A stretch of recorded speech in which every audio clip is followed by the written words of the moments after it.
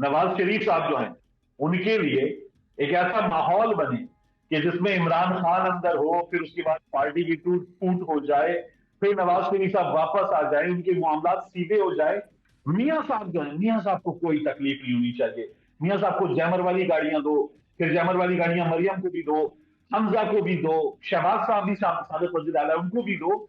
और ये जो लाडला करीम खानदान है, लाडला प्रो मैक्स पीटीए अप्रूव्ड खानदान, तलाल चौधरी साहब ने फरमाया था कि इलेक्शन में पीटीआई का उम्मीदवार ही नहीं होगा। तो ये तो आप इन लोगों की जो ना दूरअंदेशी देखिए, इनको जो दूरबीन मिली हुई है उस दूरबीन की दाद दीजिए कि उस दूरबीन के साथ जो किसी को नहीं दिखता वो इनको दिखता है। हमारे यहाँ जब वो 70 में इलेक्शन मैनेज करने की कोशिश हुई थी ना, तो लाडला तब भी था, लेकिन नहीं हुआ था।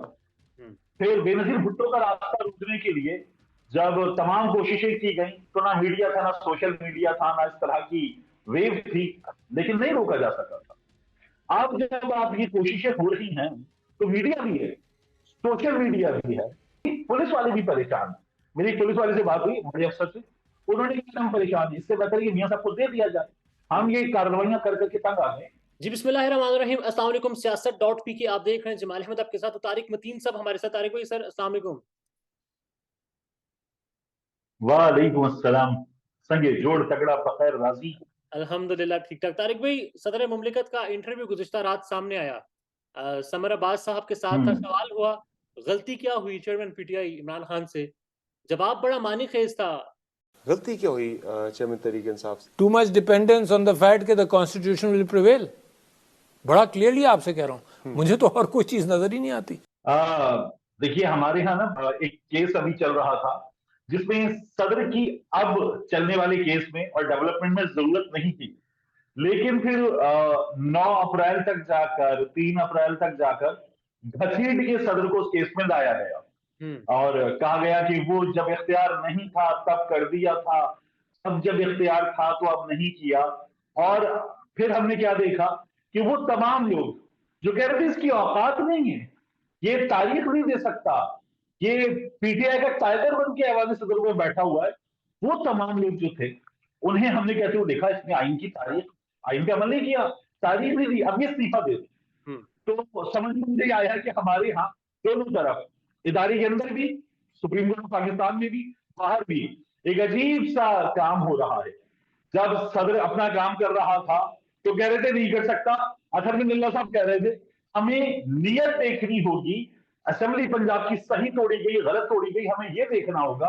और जब यहां असेंबली तोड़ी गई तो नियत भी नहीं देखी। फिर वो जो काजी फाइज साहब ने कहा था कि ठीक है नियत देख लेते, नंबर नहीं देखते, तो हमने वो भी देख लिया। तो मैं तो ये देखकर हैरान हूं कि आइन पे अमल दरामद हमारी सुप्रीम कोर्ट में भी नहीं हो रहा। वो तो बेचारा इमरान खान पता नहीं किससे तवक्को कर रहा था, सुप्रीम कोर्ट में भी नहीं हो रहा, और यहाँ जो है वो सदर को कहते तुम आइन पे अमल नहीं कर रहे। तो एक अजीब सी सिचुएशन है हमारे यहाँ, जो आइन के रखवाले हैं वो अमल नहीं करते और वो नियतों का फैसला करने बैठ जाते, जो अल्लाह का काम है, अपना काम छोड़ के, और फिर उसके बाद दूसरे को ताने देना शुरू कर देते हैं। अच्छा, सदर साहब ने ये कहा कि तमाम जो बड़े आईनी माहिरीन थे वो यही कह रहे थे कि 90 रोज के अंदर इंतखाब होना जरूरी है, उसके बाद नहीं होगा। अब चूंकि 8 फरवरी की इलेक्शन की तारीख आ चुकी है, 8 फरवरी को इंतखाब होना है, ये 90 रोज से बहुत ज्यादा है। फिर कोई नजरिया जरूरत हुई, उसके तहत फैसला हुआ? नहीं, नजरिया कदूरत के तहत फैसला हुआ। वो एक अशार है, इस आईने पे तो जरा सा भी गुबार नहीं, हुजूर आपके चेहरे पर ही कदूरत है, आप चेहरे के दागों की फिक्र कीजिए, आईने पे बिगड़ने की क्या जरूरत है। तो ये नजरिया कदूरत के तहत फैसला हुआ है, नजरिया जरूरत के तहत नहीं हुआ। एक नवाज शरीफ साहब जो हैं उनके लिए एक ऐसा माहौल बने कि जिसमें इमरान खान अंदर हो, फिर उसके बाद पार्टी की टूट फूट हो जाए, फिर नवाज शरीफ साहब वापस आ जाए, उनके मामला सीधे हो जाए, और मामला सीधे हो जाने के बाद नवाज शरीफ जो है ना, वो पंजाबी का, मुझे मेरी पंजाबी बहुत बुरी, आप मुझे बता दीजिएगा वो क्या है, वो गनिया हुनर सुनिया ते फिर ते विच मिर्जा यार फिरे, क्या है वो लाइन क्या है? गलियां होन सुनिया ते विच मिर्जा यार फिरे। हाँ, तो अब वो मिर्जा यार फिरे वो होगा हमारे यहाँ। ये इसकी तैयारी थी, इसलिए हुआ था, इसकी नजरिया कदूरत है। आपने देखा अदालत अभी पंजाब की निगरान हुकूमत ने बताया कि हमें ये बता दिया गया, हमें ये बता दिया गया कि ये आदमी 74 वर्ष का है, ये बुजुर्ग है, ये आदमी बीमार है, ये आदमी जेल नहीं काट सकता, तो इस पर रहम करो, इसे इसकी सजा मौत कर दो। तो हमने मौत कर दी, ये हमें बताया गया था। अब वो जो 74 साल का आदमी है, जो बूढ़ा भी है, बीमार भी है, और वो जेल नहीं काट सकता, वो दुबई से चला, एयरपोर्ट पे उसने मीडिया टॉक की, फिर उसके बाद उसने फ्लाइट ली, फिर वो फ्लाइट में चला फिरा, फिर उसके बाद वो इस्लामाबाद चला गया, फिर उसके बाद वहां पर उसके लिए हाई टी थी, फिर वो फ्लाइट लेके वापस लाहौर आया, लाहौर में शाही किले में उसके लिए हाई टी थी, हेलीकॉप्टर में बैठा, और उसके बाद वो आदमी खड़ा हुआ, 1 घंटे की उसने तकरीर की, और उसमें कबूतर भी उठा के दिखा दिया उसने, और वो आदमी जो है अब वो मानसहरा भी जा रहा है, वहां पे भी जलसा करेगा, फिर वो कराची भी आएगा, और वो गवर्नर हाउस जाके वहां पे जलसों की तकरीबी तैयारी भी कर रहा है। ये सब कुछ करेगा, लेकिन वो जेल नहीं काट सकता। उसके लिए पूरा सिस्टम बता रहा है कि ये बुजुर्ग भी है, ये बीमार भी है, इसकी सजा हम मअतल करते। तो ये एक अजीब मजाक है, तो उनके लिए खाना परोस दिया गया है, और ये जो इलेक्शन है ये कर्म वाला बनाया जा रहा है मियां साहब के लिए। अभी जेल की आपने बात की, पंजाब हुकूमत ने कहा कि 74 बरस के हैं, नहीं गुजार सकते, मगर इमरान खान 71 बरस के हैं, गालिबन 72 बरस के। 5 अगस्त के बाद से लेकर अब तक वो जेल में है। कहा गया था, सुनते थे टेलीविजन पर, हमारे तज्जाकार ये कहते थे 1 हफ्ते की भी जेल नहीं काट सकेगा, मगर अब तो बैठा हुआ है, और उसके जो नाकिदीन हैं वो भी यही अब वो फिर कह रहे उसे अब वो फिर कह रहे उसे जेल में दवाई मिल रही है। और देखिए, इमरान खान को गया भाड़ में, उसकी 71 वर्ष की उम्र गई भाड़ में। आप यास्मीन राशिद साहब को देखिए, बुजुर्ग हैं, खातून है, गालिबन 76 बरस की हैं। आप चौधरी परवेज राही साहब को देखिए, बुजुर्ग हैं, बीमार हैं। चौधरी परवेज राही साहब एक्चुअली तो चौधरी शुजात साहब से भी गालिबन 6 महीने बड़े हैं।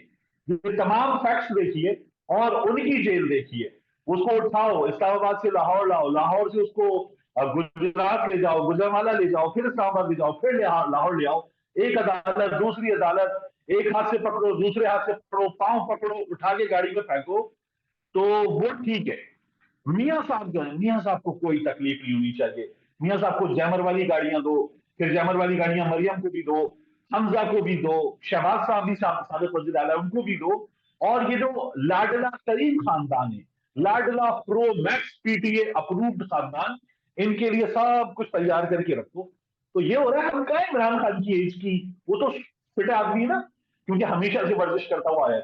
गालिबन गोलियां लगी तब उसने वर्जिश नहीं की, या उसकी वालदा का इंतकाल हुआ था तो तब उसने वर्जिश नहीं की थी, वगैरह। वो तो हर रोज वर्जिश करने वाला आदमी है। जेल में भी कह रहे थे मुझे वर्जिश का सामान दे दें। सर एक यहाँ जो है वो तमाम सामान तायुश मांगते लोग। सर एक भी इलेक्शन की तारीख का ऐलान हुआ, उसके बाद हमने देखा कि असद कैसर भी गिरफ्तार हो गए। उसके बाद एक तासुर ये भी था कि शायद जो लोग अब खामोश हैं वो सामने आकर सियासत करेंगे। फिर आज खबर सामने आई, ट्वीट सामने आया, असद उमर ने पीटीआई क्या सियासत भी छोड़ दी। तो ये तो फिर बिल्कुल साइडवेज होने की बात है। पीटीआई तो नजर नहीं आएगी गालिबन।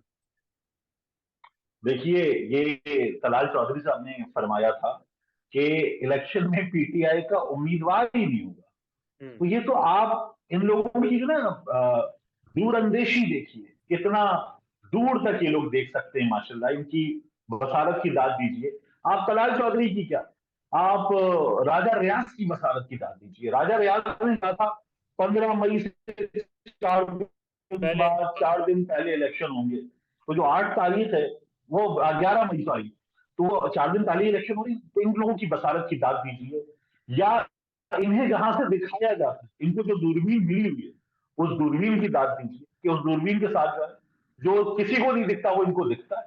तो ये लोग कर लेते। वो एक फिल्म में था कि एक बंदा जो है वो जो कुछ कर देता है वो अगले रोज के अखबारात में आता है कि कल ही हो जाएगा, तो वो सब कुछ फिर उसके बाद हो जाता है। तो मेरा ख्याल है कुछ ऐसी दूरबीन है इन लोगों के पास। तो होगा क्या, मतलब माइनस पीटीआई इंतखाब होंगे, फिर स्टेबिलिटी आ जाएगी। अच्छा देखिए, मैं पहले भी इस बारे में बात करते हुए कह चुका कि हमारे यहाँ जब वो 70 में इलेक्शन मैनेज करने की कोशिश हुई थी ना, तो लाडला तब भी था। तो क्या हुआ था, ना मीडिया था, ना सोशल मीडिया था, ना इस तरह के अखबार थे, ना ऐसी वेव थी, लेकिन नहीं हुआ था। फिर बेनजीर भुट्टो का रास्ता रोकने के लिए जब तमाम कोशिशें की गई, तो ना मीडिया था, ना सोशल मीडिया था, ना इस तरह की वेव थी, लेकिन नहीं रोका जा सका था। अब जब आप ये कोशिशें हो रही हैं तो मीडिया भी है, सोशल मीडिया भी है, वेव भी है। अब ये कोशिशें कितनी कामयाब होंगी आई डाउट, लेकिन मतलब कोशिशें जो है वो पहले से ज्यादा भरपूर हैं और बहुत जोरदार हैं। कराची में ब्रिगेडियर रिटायर्ड हारिस नवाज साहब ने ये कह दिया कि पीटीआई को जलसे की इजाजत है। तो जो कल मिलेनियम पे उस मकाम पे जहां वो तराना पढ़ा गया था, 10 अप्रैल की तारीख थी, उस मकाम पे कल पाकिस्तान तहरीक इंसाफ को जलसा करने की बकौल ब्रिगेडियर हारिस नवाज इजाजत है। लेकिन क्या जमाल भी, तारिक भी, बाकी तमाम लोग भी ये बता नहीं सकते कि कल ये जलसा नहीं होगा? वहां पर जिस तरह के हमें अभी भी तैयारियां नजर आ रही हैं, या हम कराची में राब्ता कर रहे हैं तो हमें जो खबरें मिल रही हैं उसके मुताबिक कख नहीं होगा। ये जलसा जो है ये रोक दिया जाएगा। मतलब वो काना में जो इजाजत मिली थी रोक उस इजाजत का क्या हुआ? तो वो वही वाला हाल होने जा रहा है। और फिर उसके बाद वहां पे चंद लोग होंगे और फिर हम देखेंगे ₹2 के 4 वाले जो दानिश्वर होते हैं, वो दानिश्वर बताएंगे कि यार ये 25-30 कुर्सियां लगाते हैं, 100 बंदे जमा करते हैं, फिर कहते हैं हमें हमें रोक दिया। तो आप जब एक जमात को यहां से पकड़ चुके हैं तो यहां से पकड़ी हुई जमात कैसे सांस ले? अब मीडिया का किरदार भी बड़ा इंपॉर्टेंट है इस सारे मामले में। हमने देखा इंटरव्यूज भी हुए, प्रेस कॉन्फ्रेंस, पूरी पूरी कवरेज चली, जो भी पीटीआई को छोड़े। अब एक और इंटरव्यू आज रात आना है, सलीम साफी साहब ने किया है गालिबन। गालिबन का उन्होंने नहीं किया है, प्रोमो चल चुका है। इनामुल्लाह शाह हैं, सिक्योरिटी इंचार्ज थे बनीगाला के गालिबन। और फिर साथ खबरें भी ये चली कि बुशरा बीबी की गिरफ्तारी के इम्कानात भी ज्यादा हो रहे हैं। ठीक। हमारे यहाँ कॉलम लिखे जाते थे बीबीसी पर कि जितने कबूतर काट लें, जितनी चीजें जला लें, तावीज रख लें, सुइयां चुभो दें, ऐसा नहीं हो सकता। तो मैं तब भी सवाल उठाता था कि मतलब ये बाकायदा तौर पर, और सलीम खान साफी साहब के आपको याद है वो उन्होंने वो जो क्रिस्टल बॉल वाला जादूगरियों वाला एक बना के, थंबनेल बना के, इस तरह की चीजें बना के उन्होंने सब कुछ बहुत पहले से कर रखा था। तो ये बुशरा बीबी को जादूगरनी कहते हैं। असल में मैं आपको बता देता हूँ असल जादूगरनी कौन है, इनमें से किसी को भी नहीं पता। असल जो जादूगरनी है ना वो है सनम जावेद। उससे बड़ी जादूगरनी कोई भी नहीं है। वो असल में पीरनी है और बहुत पहुंची हुई पीरनी है। वो जिस जगह जिना हाउस है उस जगह मौजूद थी। सीएसडी है, वो सीएस बेकरी पे मौजूद थी। फिर वहां से बहुत फासले पर एक थाना है, वो थाने पर भी मौजूद थी। फिर उस थाने से बहुत फासले पर नून लीग का दफ्तर है, वो वहां पर भी जलाओ घिराव में मौजूद थी। तो यार ये देखेंगे उस एक दिन में इन तमाम जगहों पर, मैं लिबर्टी का अस्करी टावर भी मिस कर गया, ये तमाम जगहों पर मौजूद थी। तो इसके पास खुद को या तो जदीद दौर की टेलीपोर्ट करने वाली सलाहियत मौजूद है, ये बहुत बड़ी साइंसदान है, पाकिस्तान को इससे फायदा उठा लेना चाहिए, या ये बहुत बड़ी जादूगरनी है। तो वो जो जादूगरनी हमारे की बातें हो रही ना हमारे यहाँ, या हमारे यहाँ वो लोग हैं जो कहते थे कि जी एन से इमरान, एन से इमरान इस्माइल का इमरान है, एन से जो है वो उस्मान है। और मैंने फिर ऐसे लोगों से पूछा, मैंने कहा एन से मुश्ताक गनी है, एन से चे है चौधरी सरवर का। मैंने कहा मतलब आप ये जो लॉजिक्स हैं तुम लोगों की ये कहाँ जाती है? मैंने कहा वो तो अलीम खान है, वो भी तो एन से ही था। मतलब क्या अलीम खान पे से था? अलीम खान किस चीज से था? तो ये जो लॉजिक्स है इन लोगों की, और अभी ये और आगे बढ़ेगा, सिलसिला ऐसे खत्म नहीं होगा। लंदन में एक साहब है, वो साहब जो हैं वो इन्हीं खातून के, जिन पर अब कायदा तौर पर आपको ज्यादा फोकस नजर आ रहे हैं, इनके रिश्तेदार हैं। उन्होंने भी इनके बारे में बहुत कुछ बताया और अभी और बताएंगे, उनके दीगर रिश्तेदार भी बता रहे हैं।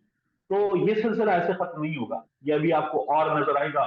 बुशरा बीबी इमरान खान के खिलाफ जो वार हैं उनमें आपको मरियम नवाज शरीफ और मियां नवाज शरीफ के ख्वाहिशात के मुताबिक बहुत जल्द बहुत बड़े शिकंजे में नजर आएंगी। और फिर तो पता नहीं इस मुल्क में सबसे बड़ी चोर जो है वो बुशरा बीबी साबित होंगी हमारे।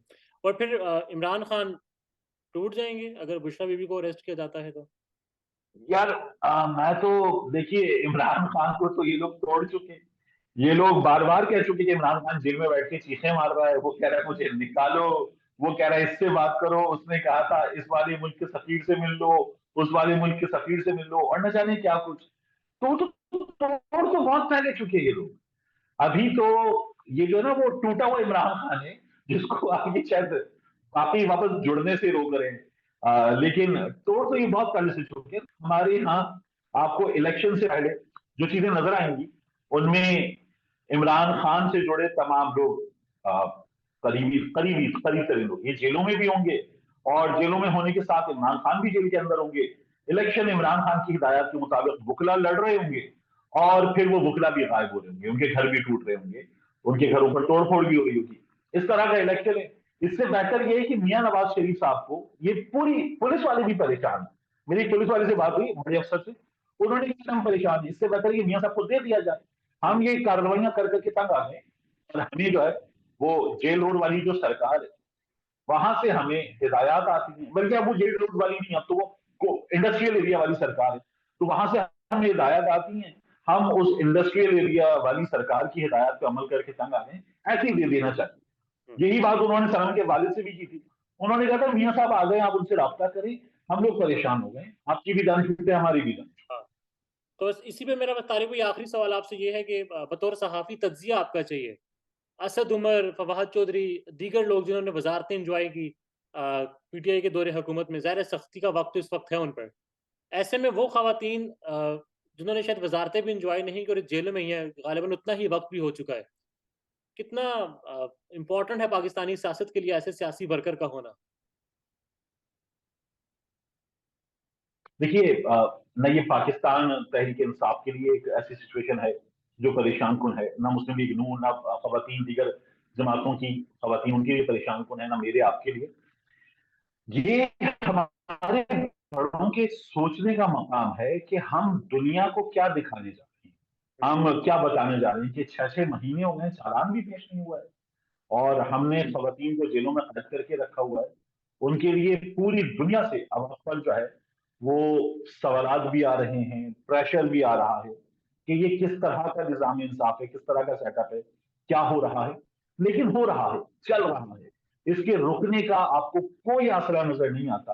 तो ये परेशानी जो है ना, ये परेशानी पाकिस्तान के लिए बिल्कुल उसी तरह से जैसे सर पे काली बाल्टी रख के आ जाता है अदालतों के अंदर, तो वो परेशानी इमरान खान के लिए या निगरान सेटअप या शहबाज शरीफ हुकूमत के लिए नहीं थी।